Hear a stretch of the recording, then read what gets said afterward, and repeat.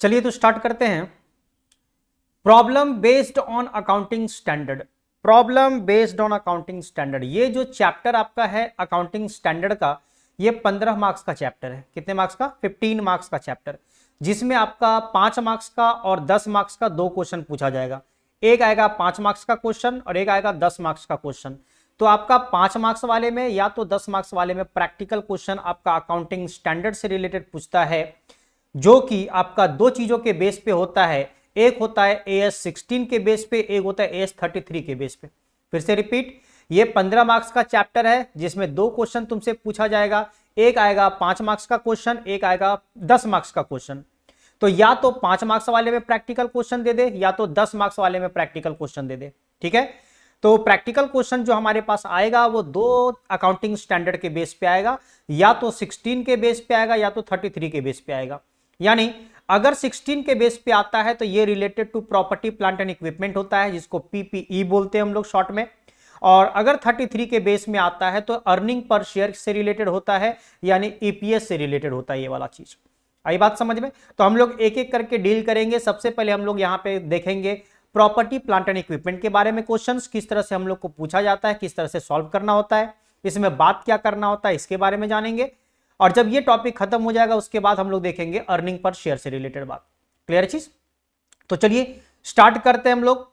सबसे पहले स्टार्ट करते हैं related to property plant and equipment, यानी PPE से रिलेटेड बात, जो कि AS 16 बोलता है हमारे पास, है ना। इंडियन अकाउंटिंग स्टैंडर्ड इसको बोलते हैं हम लोग, जो कि 16 में लिखा गया है कि ये हमारा जो 16 है AS 16, वो हमारा प्रॉपर्टी प्लांट एंड इक्विपमेंट से रिलेटेड है। ठीक है, अब सुनना, ये पहले भी तुम लोग जान चुके हो। प्रॉपर्टी प्लांट एंड इक्विपमेंट मतलब फिक्स एसेट, मतलब फिक्स एसेट। तो फिक्स एसेट से रिलेटेड हम लोग को यहां पे पढ़ना क्या होता है पता है? यहां पे पढ़ना होता है इसका टोटल कॉस्ट निकालो। क्या निकालो? टोटल कॉस्ट निकालना पड़ेगा तुमको। अब बोलेंगे सर टोटल कॉस्ट कैसे निकलता है? ये हम लोग पहले भी पढ़े हुए हैं सब चीज, जब डेप्रीसिएशन चैप्टर पढ़े होगे तो वहां पे बताया गया होगा, लेकिन यहां पे थोड़ा सा और अच्छे से समझ लेंगे हम लोग। जब आप डेप्रीसिएशन चैप्टर में पढ़े होगे तो तुमको पता होगा कि टोटल कॉस्ट जब हम लोग कैलकुलेट करते हैं तो इसमें परचेज प्राइस हमारा रहता है, यानी जितने में आप परचेज किए वो प्राइस रहता है। इसमें इंस्टॉलेशन चार्ज रहता है, आप कितने रुपए दे के इंस्टॉल किए हो, इसको फ्रेट देना पड़ता है, इसमें फ्रेट चार्जेज होता है। तो ये सारा चीज इसमें इंक्लूड किया रहता है, हाँ या ना। तो टोटल कॉस्ट में हमारे पास परचेज होता है, इंस्टॉलेशन होता है, फ्रेट होता है, और भी बहुत सारा एक्सपेंस होता है जो डायरेक्टली आपका प्लांट एंड मशीनरी से रिलेटेड होता है, जो सिर्फ प्लांट एंड मशीनरी से रिलेटेड होता है, जो डायरेक्टली एट्रीब्यूटेबल होता है हमारा प्लांट एंड मशीनरी से रिलेटेड या प्लांट एंड इक्विपमेंट से रिलेटेड। बोलो बात समझ में आ रहा है? तो यहां पे टोटल कॉस्ट जब कैलकुलेट करने बोलेगा क्वेश्चन में, मतलब जितने भी सारे खर्चे जो रिलेटेड टू PPE रहेगा उसको ऐड कर देंगे तो हम लोग का टोटल कॉस्ट निकल जाएगा। बोलो बात समझ में आई? उसके बाद हम लोग को यहां पे बात करना पड़ेगा डेप्रीसिएशन के बारे में। अब हम लोग जानते हैं डेप्रीसिएशन हम लोग दो तरीके से पढ़े हैं कि डेप्रीसिएशन SLM मेथड से हो सकता है या तो रिटन डाउन वैल्यू मेथड से होता है, यानी स्ट्रेट लाइन मेथड या तो WDV मेथड के हिसाब से बात करना होता है ना। SLM मेथड से भी हम लोग को क्वेश्चन बोल सकता है, WDV से भी बोल सकता है कि डेप्रीसिएशन अमाउंट निकालो कितना का होगा। ठीक है, तो डेप्रीसिएशन में हम लोग जानते हैं कि इसमें आपका जो फॉर्मूला होता है निकालने का, ये होता है cost minus scrap value divided by life. अगर क्वेश्चन में लाइफ दिया रहता है तो लाइफ से डिवाइड किया जाता है, अगर लाइफ नहीं दिया रहता है तो रेट ऑफ डेप्रीसिएशन से मल्टीप्लाई किया जाता है। मतलब या तो ये फॉर्मूला बनता है या तो कॉस्ट माइनस स्क्रैप वैल्यू को इनटू कर देते हैं रेट ऑफ डेप्रीसिएशन से, तो हमारा डेप्रीसिएशन निकल जाता है। बोलो बात समझ में आ रही है? लेकिन जब WDV मेथड से करते हैं तो यहां पे हमारे पास क्या होता है, जो भी कॉस्ट होता है उस पे रेट ऑफ डेप्रीसिएशन लगा देते हैं, तो हमारा यहां पे डेप्रीसिएशन का अमाउंट निकल के आ जाता है। बोलो बात समझ में आ रहा है? तो डेप्रीसिएशन जिस तरह से निकाला करते थे उसी तरह से यहां पे कैलकुलेट करना है, कुछ भी डिफरेंट नहीं है यहां पे। और उसके बाद एक नया चीज तुमको यहां पे देखने को मिलेगा, फिर तुमको कैरिंग अमाउंट निकालने बोलेगा। कौन सा अमाउंट? Carrying amount. अब सवाल उठता है कैरिंग अमाउंट क्या होता है? तो कैरिंग अमाउंट होता है टोटल कॉस्ट में से डेप्रीसिएशन को माइनस करने के बाद जो वैल्यू निकल के आता है, क्लोजिंग वैल्यू। कौन सा वैल्यू?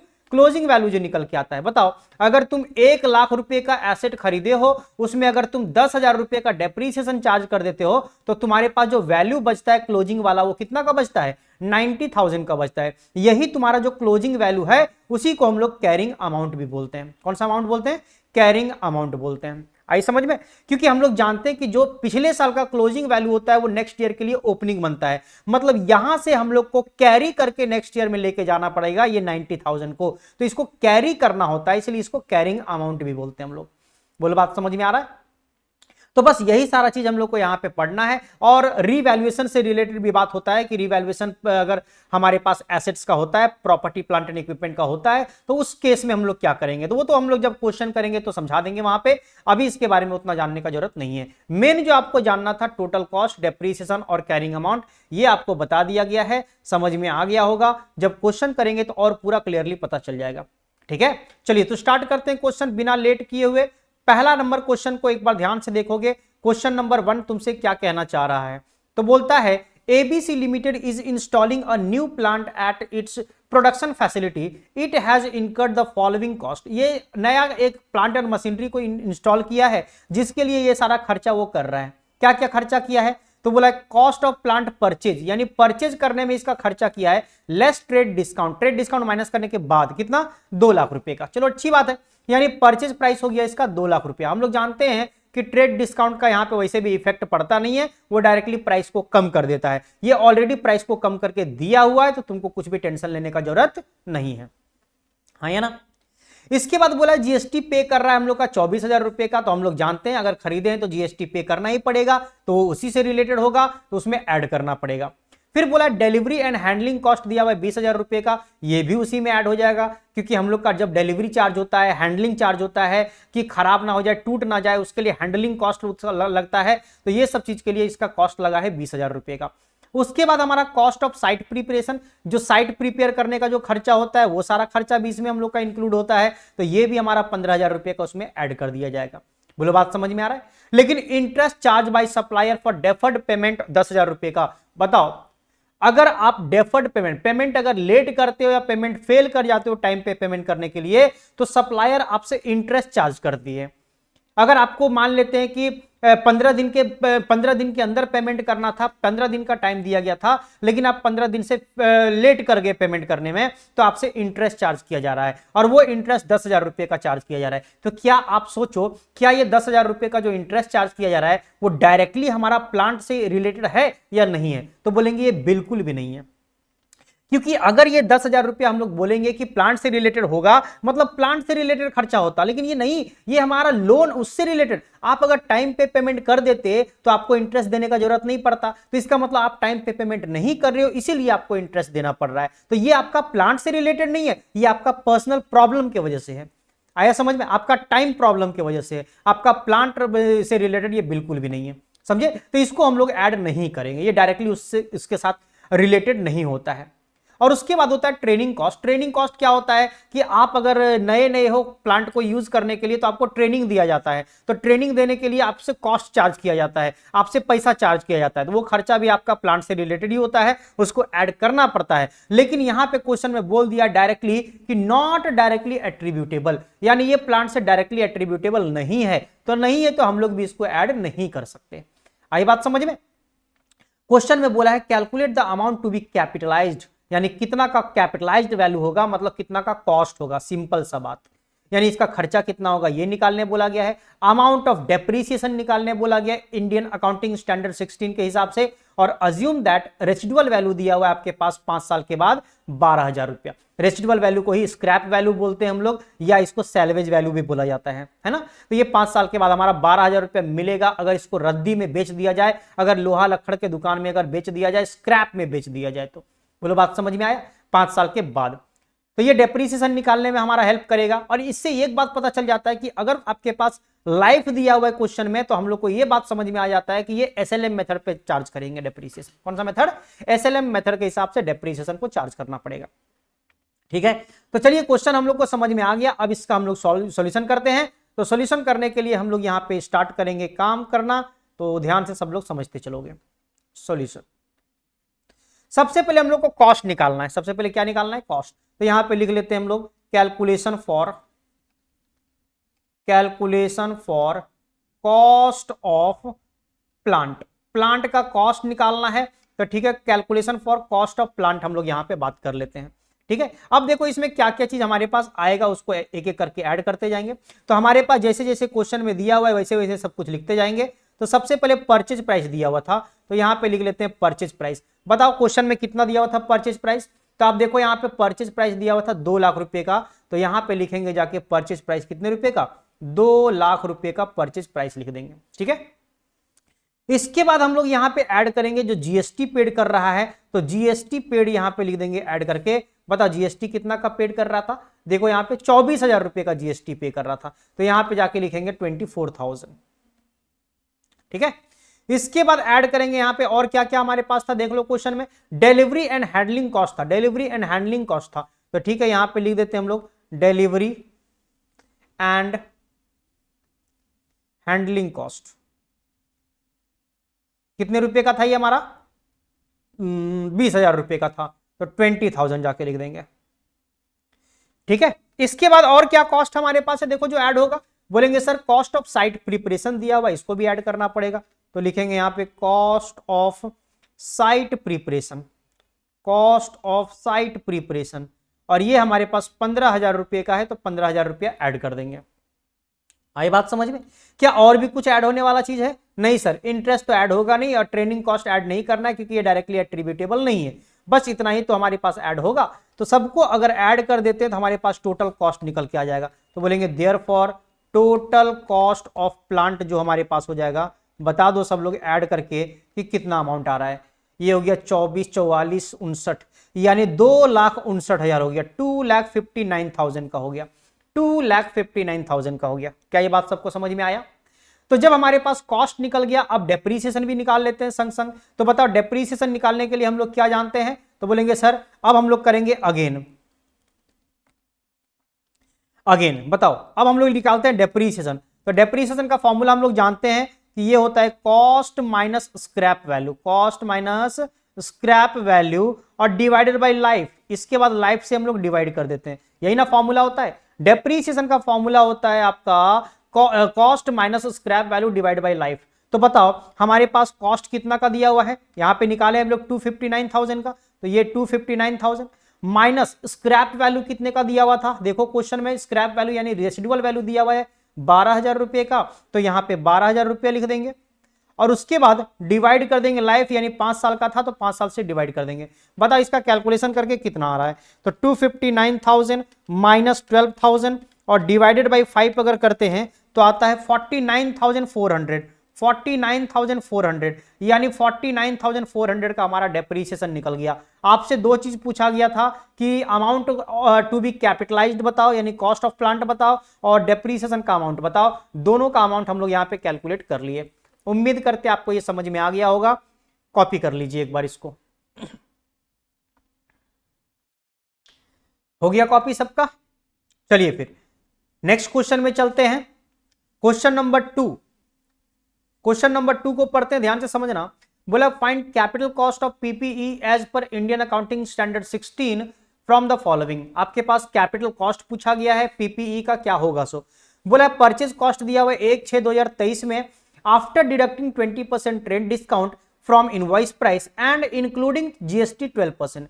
मतलब ये जो आपके पास अमाउंट दिया हुआ है 53,76,000, इसमें आपका ट्रेड डिस्काउंट 20% माइनस करने के बाद आपका जीएसटी भी 12% इंक्लूड कर दिया गया है, और ये अमाउंट आपका 53,76,000 का दिया हुआ है। आई बात समझ में। तो सबसे पहले हम लोग ये जानते हैं कि सबसे पहले ग्रॉस परचेज प्राइस होता है, उसमें जब हम लोग ट्रेड डिस्काउंट को माइनस करते हैं तो नेट प्राइस आ जाता है हमारे पास, नेट परचेज प्राइस आ जाता है, जिसको लिस्ट प्राइस भी बोला जाता था। तो लिस्ट प्राइस आ जाता है हमारे पास। लिस्ट प्राइस में से अगर ट्रेड डिस्काउंट को माइनस करते तो नेट प्राइस निकल जाता है हमारा, और उसके बाद हम लोग जीएसटी ऐड करते हैं। यानी ये कि ये जो 53,76,000 है वो हमारा जीएसटी के बाद का अमाउंट है। तो अगर ये जीएसटी 12% इसमें इंक्लूड किया हुआ है तो ये 112% के बराबर है, 112 के बराबर है, 112% के बराबर है। तो अगर हम लोग को बिफोर जीएसटी चाहिए तो 100% के बराबर निकालना पड़ेगा, क्योंकि 100% में जीएसटी 12% को ऐड किया होगा, तो ये हमारा 112% के बराबर आया होगा। आया समझ में। सर ये बात क्यों बताए आप? क्योंकि देखो नेक्स्ट पॉइंट जो दिया हुआ है, freight at the rate 8% on net price, ये नेट प्राइस के ऊपर 8% का बात बोला गया है। तो बताओ अगर 8% तुम चार्ज करोगे तो नेट प्राइस के ऊपर चाहिए, नेट प्राइस का मतलब जीएसटी के पहले का अमाउंट जो आपका आता है उस पर चाहिए कैलकुलेट करना। तो जब वो तुमको अमाउंट पता ही नहीं होगा तो तुम 8% अप्लाई कैसे करोगे? तो इसीलिए तुमको क्या करना पड़ेगा, जीएसटी के बिफोर आपको अमाउंट निकालना पड़ेगा कि नेट परचेज प्राइस कितना का था। बोलो बात समझ में आया? उसके बाद आपके पास बाकी सब कुछ उसी तरह का दिया हुआ है, लोडिंग अनलोडिंग चार्ज दिया हुआ है आपके पास, एक 20 का ऐड करना पड़ेगा, साइट प्रिपरेशन एक्सपेंस दिया हुआ है ऐड करना पड़ेगा, इंस्टॉलेशन चार्ज दिया हुआ है 250 का, इसको भी ऐड करेंगे, मशीन का ऑपरेटर ट्रेनिंग एक्सपेंस ये आप ऐड कर भी सकते हो नहीं भी कर सकते हो। तो जैसे ट्रेनिंग को एक्सपेंस हमारा पिछला क्वेश्चन में भी था, वहां पे नॉट एट्रीब्यूटेबल था, तो यहां पे भी अज्यूम करके नॉट एट्रीब्यूटेबल हम इसको छोड़ सकते हैं हम लोग। समझ में आया? तो इसको हम लोग मान लो कि छोड़ दिए। और उसके बाद जनरल एक्सपेंस, ये तो आएगा ही नहीं जनरल एक्सपेंस, क्योंकि बहुत सारा एक्सपेंस इसमें होता है जनरल एक्सपेंस में, तो ये सब चीज एक्सपेंस नहीं, जो डायरेक्टली हमारा पीपी से रिलेटेड होगा बस उसी को ऐड करेंगे, तो ये सब नहीं ऐड होगा। तो हमारे पास ये 1 लाख भी ऐड नहीं करेंगे और इसको भी ऐड नहीं करेंगे। तो plant is ready to use on 1/1/2024, मतलब 1/1/2024 को यूज करना स्टार्ट कर चुके हैं हम लोग। यहां से लाइफ बोला है प्लांट का 10 साल है, और एस्टिमेटेड स्क्रैप वैल्यू दिया हुआ है तुम्हारे पास 480 का, और बोला है आईटीसी इज अवेलेबल। आईटीसी मतलब होता है इनपुट टैक्स क्रेडिट, यानी ये टैक्स के लिए आपका काम आता है, इसमें आपका काम नहीं आएगा। मतलब जो आप जीएसटी पेड किए थे ना, तो जीएसटी का आपको यहाँ पे आईटीसी मिल जाएगा, इनपुट टैक्स क्रेडिट मिल जाएगा, उसका बेनिफिट मिल जाएगा, तो वो तो टैक्स में आपको करना पड़ेगा, यहाँ पे कुछ करने का जरूरत उसका नहीं है। लास्ट में बोला also find carrying amount of PP, carrying amount भी आपसे पूछा गया है, और हम लोग बात किए थे कैरिंग अमाउंट कैसे निकाला जाता है। सो कॉस्ट में से डेप्रीसिएशन को माइनस कर देते हैं तो हमारा कैरिंग अमाउंट निकलता है। तो पिछला क्वेश्चन में हम लोग क्या किए थे, यहाँ पे कॉस्ट निकाले थे और डेप्रीसिएशन निकाले थे, तो बस यहीं तक काम खत्म हो गया था। लेकिन जब कॉस्ट में से डेप्रीसिएशन को माइनस कर देंगे ना तो कैरिंग अमाउंट निकल जाएगा। तो ये दूसरा क्वेश्चन में तुमसे पूछा गया है। बोलो बात समझ में आया? तो आइए हम लोग स्टार्ट करते हैं क्वेश्चन को सॉल्व करना। उम्मीद करते हैं कि आपको क्वेश्चन समझ में आ गया होगा। तो स्टार्ट करते हैं फिर सॉल्यूशन। तो सबसे पहले हम लोग को कॉस्ट निकालना पड़ेगा, है ना। तो यहां पे लिखते हैं calculation for cost of PPE, यानी प्रॉपर्टी प्लांट एंड इक्विपमेंट का बात यहां पे बोला गया। इसका कॉस्ट सबसे पहले हम लोग कैलकुलेट कर लेते हैं, ठीक है।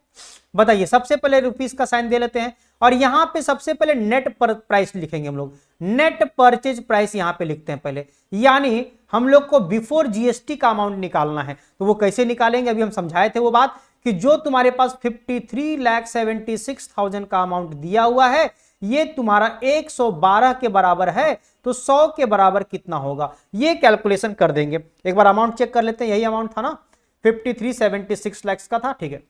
तो ये हमारे पास यहां पे लिख दिए। बोलो क्लियर है? आइए एक बार कैलकुलेट करके देखते हैं।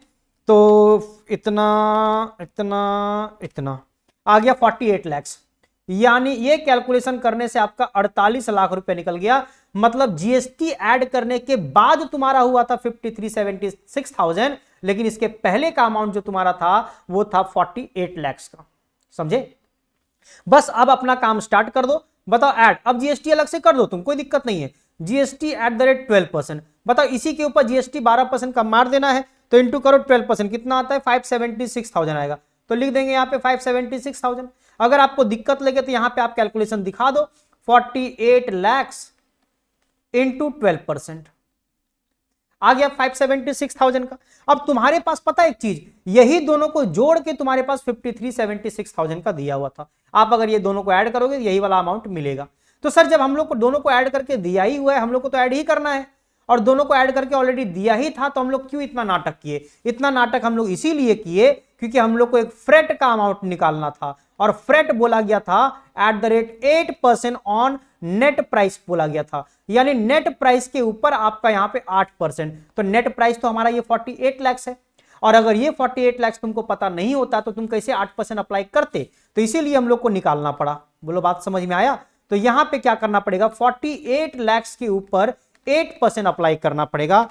तो 48 लाख इंटू 8% करते हैं तो 3,84,000 निकल के आता है। तो 3,84,000 आपका फ्रेट का अमाउंट हो जाएगा। आई बात समझ में?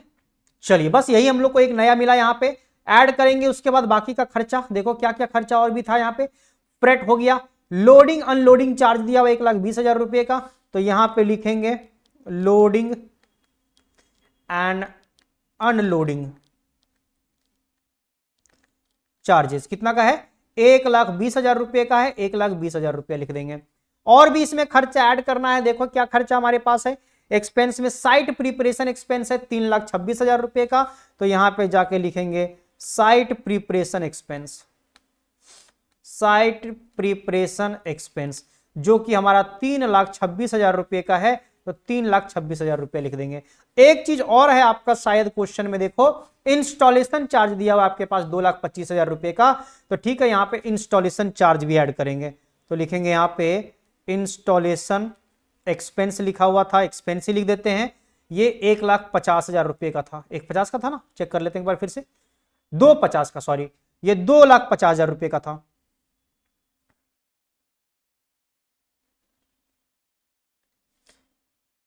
ठीक है, तो ये 2,50,000 रुपए का था, 2,50,000 रुपए लिख देंगे। और इसके बाद हम लोग को टोटल कर देना, क्योंकि और कोई खर्चा ऐड होगा नहीं। बताओ देयरफॉर हो जाएगा हमारे पास total cost of PPE, PPE का टोटल खर्चा निकल जाएगा। बता दो एक बार ऐड करके कितना आता है, 48 lakh plus 576,000 plus 384,000 plus 1,20,000 plus 3,26,000 और प्लस करेंगे 2,50,000, तो आ जाएगा 64,56,000। हो गया, समझ में आया यहां तक? तो टोटल कॉस्ट हमारे पास कैलकुलेट हो गया। अब यहां पे अगेन करके बात करते हैं, दूसरा चीज जो कैलकुलेट करना है हम लोगों को। बताओ अगेन, अब डेप्रीसिएशन, क्योंकि हम लोग को डेप्रीसिएशन निकालने नहीं बोला गया है, हम लोग को बोला कैरिंग अमाउंट बताओ। लेकिन बताओ कैरिंग अमाउंट निकालने के लिए डेप्रीसिएशन का तो जरूरत पड़ेगा, तो इसीलिए हम लोग यहां पे पहले डेप्रीसिएशन निकाल लेंगे। तो डेप्रीसिएशन हम लोग निकालेंगे, बताओ कैलकुलेट करेंगे। फॉर्मूला क्या होता है डेप्रीसिएशन का, होता है cost minus scrap value divide by life, यही ना होता है। लेकिन इस क्वेश्चन में तुम्हारे पास एक मजेदार बात मिलेगा, क्वेश्चन को पहले देख के समझाते हैं। यहां पे देखो, बताओ बोला था plant is ready to use on 1/1/2024। बताओ प्लांट को बना के, खरीद के, ला के, सब कुछ सेटअप करके जो यूज करना स्टार्ट किया गया है, जो रेडी टू यूज हुआ है, वो कब हुआ है, 1/1/2024 को हुआ है, यानी 1 जनवरी को ये स्टार्ट हुआ है यूज करना। तो बताओ हम लोग जानते हैं डेप्रीसिएशन तभी यूज किया जाता है, जब से डेप्रीसिएशन तभी चार्ज किया जाता है जब से आप एसेट को यूज करना स्टार्ट किए हो। तो बताओ डेप्रीसिएशन आप, सॉरी प्लांट को आप खरीदे कभी हो, लेकिन यूज आप स्टार्ट कब करना स्टार्ट किए हो, 1 जनवरी से, तो आपका डेप्रीसिएशन भी 1 जनवरी के बाद से स्टार्ट किया जाएगा। आई बात समझ में? और देखो यहां पे हम लोग को कैरिंग अमाउंट निकालना है 31 मार्च, मतलब हम लोग का जो ईयर एंड होता है वो 31 मार्च में होता है। तो बताओ 1 जनवरी 2024 से लेकर के 31 मार्च 2024 तक कितना महीना होता है, बोलेंगे सर 3 मंथ्स होता है, जनवरी, फरवरी और मार्च 3 मंथ होता है। तो हम लोग को सिर्फ 3 मंथ्स का कैलकुलेशन करना पड़ेगा। कितने मंथ्स का? 3 मंथ्स का कैलकुलेशन करना पड़ेगा। तो वही बात यहां पे समझना, ये सब डेट का कैलकुलेशन अच्छे से समझना पड़ेगा। ठीक है, तो आपको एक बात पता होगा कि ये जो हमारा फॉर्मूला होता है वो 1 साल का डेप्रीसिएशन निकलता है। यानी अगर ये फॉर्मूला पे पुट करके अगर डेप्रीसिएशन निकालेंगे तो वो 1 ईयर का डेप्रीसिएशन निकलेगा, जबकि हम लोग को 3 मंथ्स का निकालना है तो 3/12 करना पड़ेगा। क्या करना पड़ेगा? 3/12 करना पड़ेगा। बोलो क्लियर चीज? तो आइए अब हम लोग यहां पे पुट करते हैं। बताओ कॉस्ट हम लोग निकाले अभी 6456,000 और इसमें से माइनस करेंगे स्क्रैप वैल्यू। क्वेश्चन में देखो स्क्रैप वैल्यू कितना का दिया हुआ था, 4,80,000 का दिया हुआ था, तो यहां पे जाके लिखेंगे 4,80,000 और डिवाइड करेंगे हमारे पास यहां पे, बताओ लाइफ 10 साल का बोला था तो 10 से डिवाइड करेंगे और फिर ब्रैकेट ओपन करके क्लोज करके 3/12 कर देंगे। तो बताइए हमारे पास अमाउंट कितना निकल रहा है। सबसे पहले इसका अमाउंट बताओ कितना होगा, तो 6456,000 माइनस 4,80,000 डिवाइडेड बाई 10 अगर किया जाए तो आ रहा है हमारे पास 5,97,600 और इसका फिर 3/12 करना पड़ेगा। आइए 3/12 करके देखते हैं कितना आता है इसको। तो 3/12 करते हैं तो आता है 149,400, 149,400 इतना अमाउंट निकल गया डेप्रीसिएशन का। बट क्वेश्चन में डेप्रीसिएशन तो हमसे पूछा नहीं गया था, हमसे पूछा गया कैरिंग अमाउंट। तो आइए हम लोग निकालेंगे देयरफॉर कैरिंग अमाउंट। क्या निकालेंगे? Therefore carrying amount. तो बोलेंगे कैरिंग अमाउंट ऑन 31 मार्च 2024 को अगर निकालेंगे तो कितना होगा, तो बोलेंगे सर कॉस्ट में से डेप्रीसिएशन को माइनस कर देते हैं, कॉस्ट में से डेप्रीसिएशन को माइनस कर देते हैं। तो बताओ कॉस्ट हमारे पास है 6456,000 जिसमें से माइनस कर देंगे डेप्रीसिएशन का अमाउंट 149400। बताओ अमाउंट कितना आ रहा है, तो ये अमाउंट आपके पास आएगा 6306,600, मतलब अगर देखा जाए तो 63,06,600 इसका अमाउंट निकल के आ रहा है, कैरिंग अमाउंट निकल के आ रहा है। बोलो बात समझ में आया? तो बस इस क्वेश्चन में यही करना था, उम्मीद करते आपको समझ में आ गया होगा। चलिए इसको कॉपी कर लीजिए एक बार। हो गया कॉपी? कॉपी करने बोला जाए तो वीडियो को पॉज करके कॉपी कर लिया करें, सही रहेगा, ठीक है। बट जब हम पढ़ाते रहे, जब हम सॉल्व कर रहे होंगे उस टाइम आप थोड़ा सा समझ लीजिएगा, कॉपी बाद में कर लीजिएगा, सही रहेगा, ठीक है। क्योंकि जब आप कॉपी करते जाओगे संग संग तो फिर दिक्कत होता है कि आप कॉपी करने में हो, समझने में नहीं हो। इसलिए पहले समझने का कोशिश करो, फिर बाद में कॉपी कर लेना, ठीक है। चलिए नेक्स्ट क्वेश्चन में चलते हैं, क्वेश्चन नंबर 3। क्वेश्चन नंबर 3 का बात करते हैं एक बार। बोला purchase cost of PPE on 1/4/19 को दिया हुआ है 10 लाख रुपया, यानी परचेज किया था उसको 1/4/19 में 10 लाख रुपया में। यूजफुल लाइफ दिया हुआ है 10 ईयर्स का, 10 साल का उसका लाइफ दिया हुआ है, विथ नो स्क्रैप वैल्यू, कोई भी स्क्रैप वैल्यू इसका नहीं दिया है। आगे बोला depreciation under SLM, SLM method से डेप्रीसिएशन चार्ज किया जा रहा है। फिर बोला ऑन 1/4/2021, मतलब ठीक 2 साल के बाद, 2 साल के बाद एसेट इज रीवैल्यूड, एसेट का रीवैल्यूएशन किया गया, और एसेट्स का रीवैल्यूएशन जब हुआ तो पता चला कि इस डेट में इसका वैल्यू कितना है, 9 लाख रुपया है।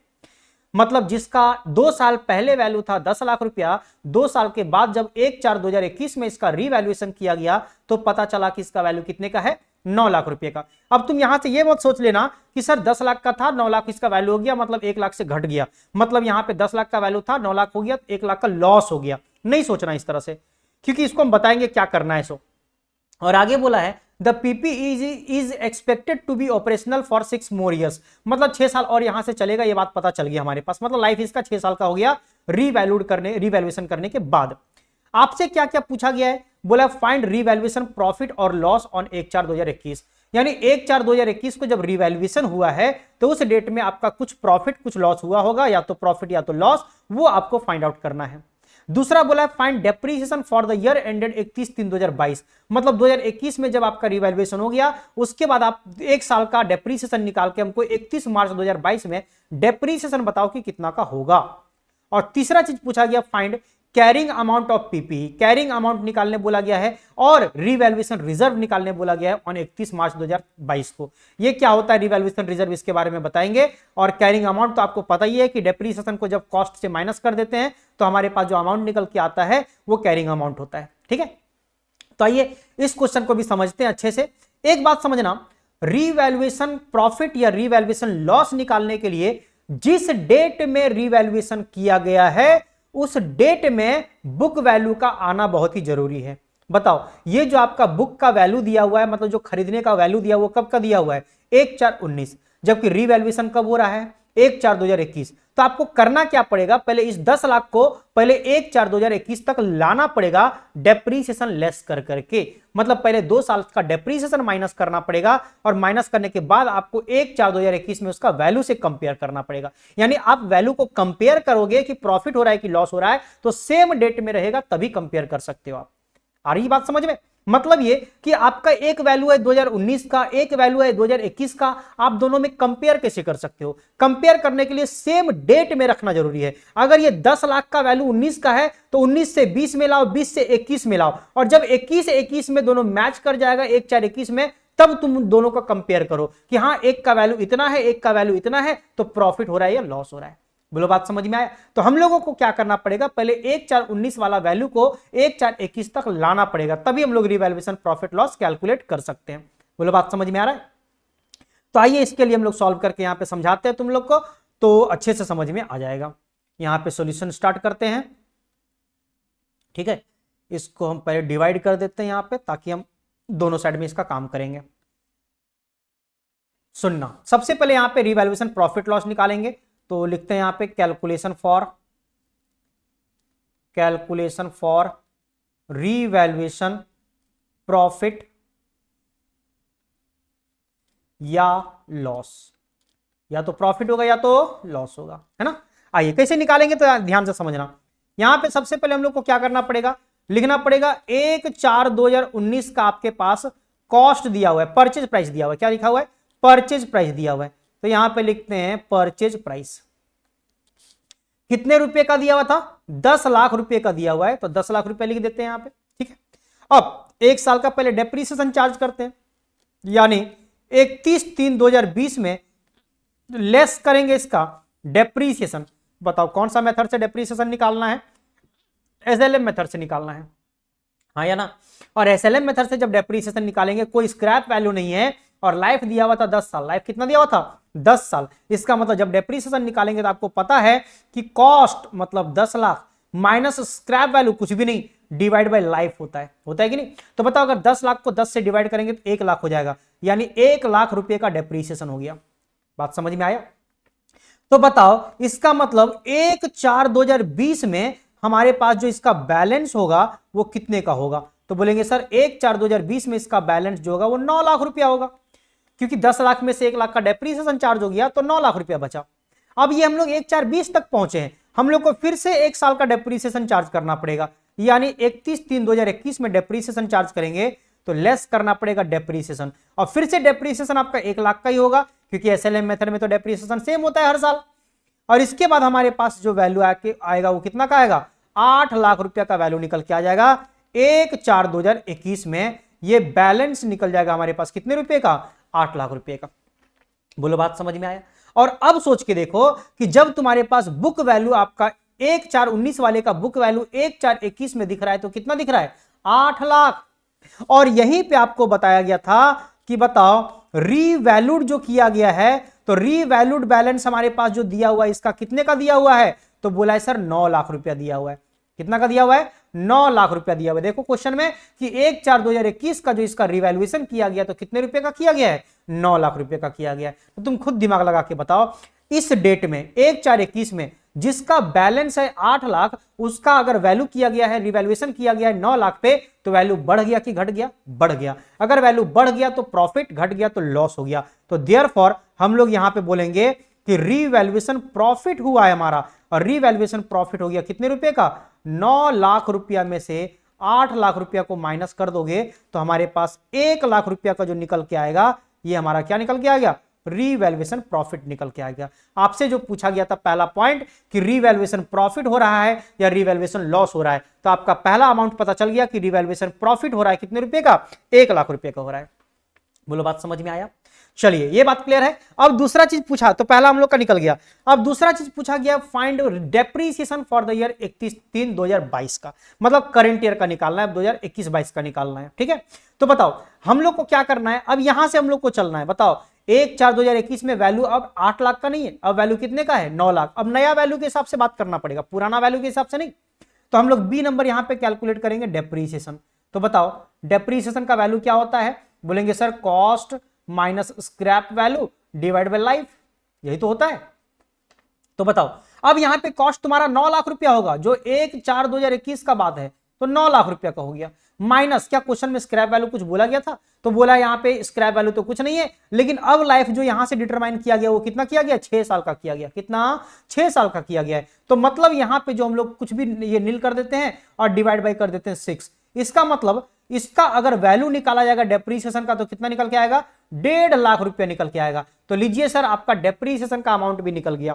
बोलो बात समझ में आया? जब ये पहले खरीदा था तब इसका एस्टिमेटेड लाइफ था 10 साल, लेकिन जब रीवैल्यूड हो गया तो रीवैल्यूड के बाद से हम लोग को बोला गया अब 6 साल का इसका वैल्यू है। इसका मतलब ये हुआ कि अब जब डेप्रीसिएशन चार्ज होगा तो लाइफ आपका 6 साल माना जाएगा, ना कि 10 साल।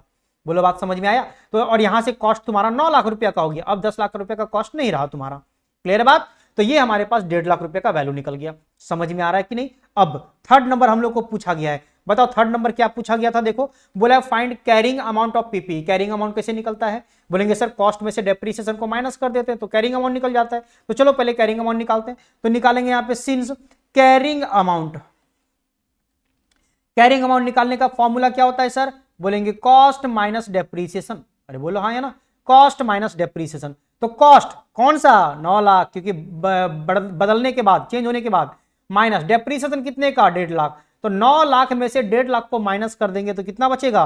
7,50,000 रुपया बचेगा। तो 7,50,000 हमारे पास हो गया कैरिंग अमाउंट का आंसर। समझ में आया?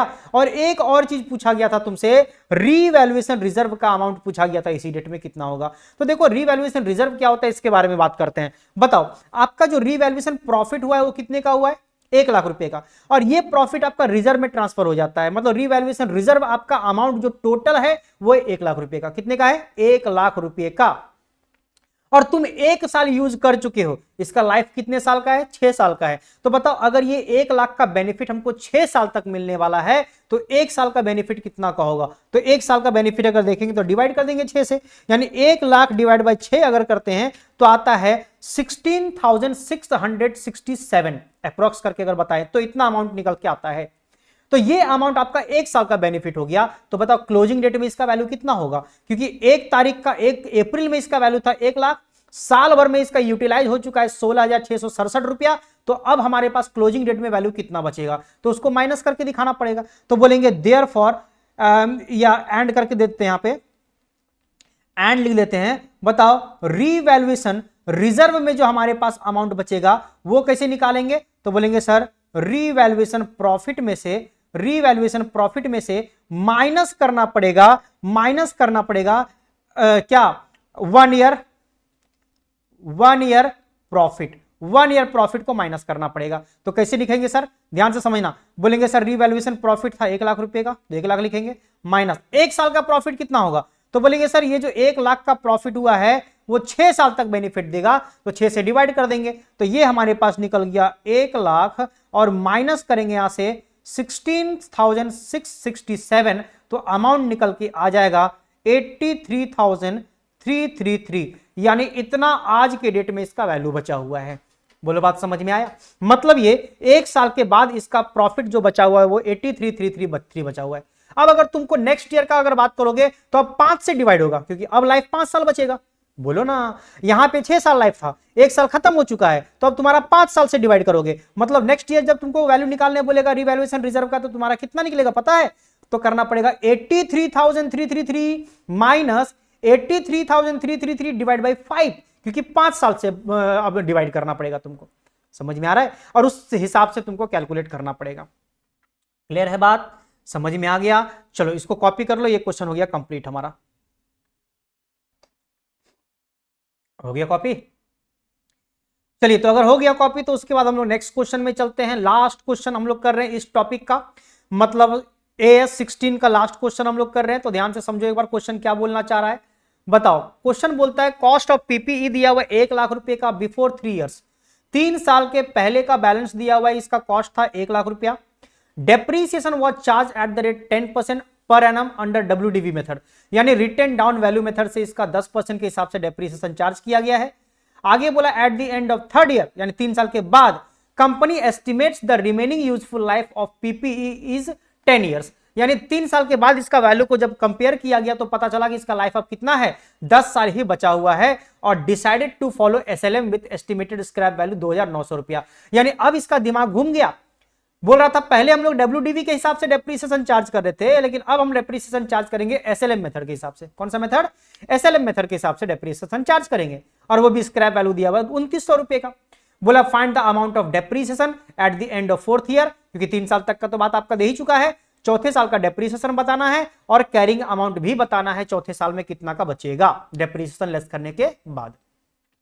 ठीक है, तो सबसे पहले तो आपको यह करना पड़ेगा, चौथे साल का डेप्रीसिएशन या वैल्यू निकालने के लिए आपको 3 साल के बाद का वैल्यू पहले चाहिए, क्योंकि ये जो वैल्यू दिया हुआ है 1,00,000 वो 3 साल के पहले का वैल्यू दिया हुआ है। तो पहले 3 साल तुमको डेप्रीसिएशन चार्ज करना पड़ेगा WDV मेथड के हिसाब से, और करंट ईयर में आना पड़ेगा तुमको, 3 साल के बाद का वैल्यू में आना पड़ेगा, और उसके बाद चौथा साल हम लोग SLM मेथड से डेप्रीसिएशन चार्ज करेंगे। बोलो हाँ या ना? तो चलिए एक बार क्वेश्चन को स्टार्ट करते हैं बिना लेट किए हुए। सॉल्यूशन क्या करना पड़ेगा? यहां पे लिखेंगे, यहां पे calculation for cost of PPE on